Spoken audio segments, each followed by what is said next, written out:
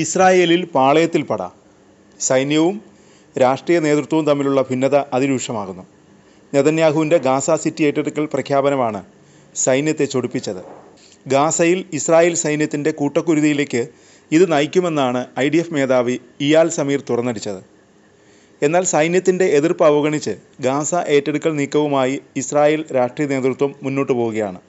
ഇപ്പോഴിതാ മറ്റൊരു ഭിന്നത മറനീക്കി പുറത്തു വരുന്നു. ഇസ്രായേൽ പ്രതിരോധ മന്ത്രി IDF ചീഫിനെതിരെ രംഗത്ത് വന്നിരിക്കുന്നു. ഗാസ യുദ്ധത്തിനിടെ സൈനിക സ്ഥാനക്കയറ്റങ്ങളെ ചൊല്ലിയാണ് പ്രതിരോധ മന്ത്രി ഇസ്രായേൽ കാറ്റ്സും IDF മേധാവി ഇയാൽ സമീറും തമ്മിൽ ഇപ്പോൾ ഏറ്റുമുട്ടിയിരിക്കുന്നത്. ഇതോടെ ഇസ്രായേലിൽ കടുത്ത അധികാര പോരാട്ടം തുടങ്ങിയിരിക്കുന്നു. ഹൈറാർക്കി മറികടന്ന് സർക്കാർ വിരുദ്ധ ഉപദേഷ്ടാക്കളുമായി കൂടിയാലോചിച്ചാണ് സമീർ പ്രവർത്തിക്കുന്നതെന്ന് കാറ്റ്സ് ആരോപിക്കുന്നു. ഇത് സൈന്യത്തെ ആരാണ് നിയന്ത്രിക്കുന്നത് എന്നതിനെ ചൊല്ലിയുള്ള സംഘർഷങ്ങൾ രൂക്ഷമാക്കിയിട്ടുണ്ട്. സൈന്യത്തിലെ ഉന്നത സ്ഥാനങ്ങളിലേക്കുള്ള നിയമനങ്ങളെക്കുറിച്ച് ഉന്നത ജനറൽ നടത്തിയ ഒരു യോഗത്തെ ചൊല്ലി തിങ്കളാഴ്ച കാറ്റ്സ് സമീറുമായി തർക്കത്തിലേർപ്പെടുകയും തുടർന്ന് നിർദ്ദിഷ്ട സ്ഥാനക്കയറ്റങ്ങൾ റദ്ദാക്കുകയും ചെയ്തു.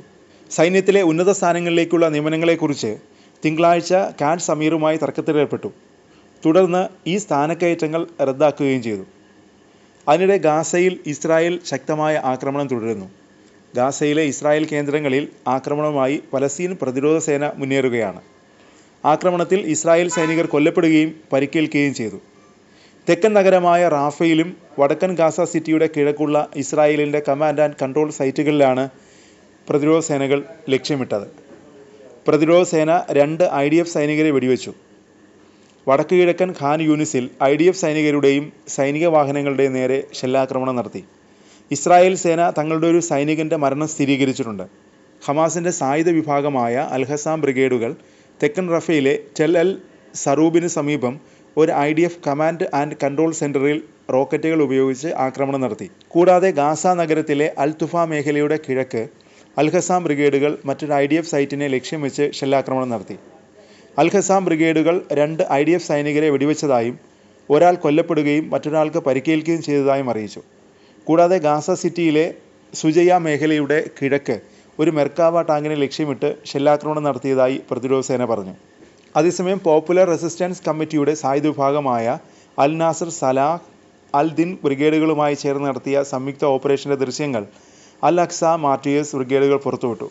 ഖാൻ യൂനിസിൻ്റെ വടക്ക് കിഴക്ക് IDF സൈനികരുടെ ഒരു സംഘത്തെയും അവരുടെ വാഹനങ്ങളെയും ഷെല്ലുകൾ ഉപയോഗിച്ച് ആക്രമിച്ചു.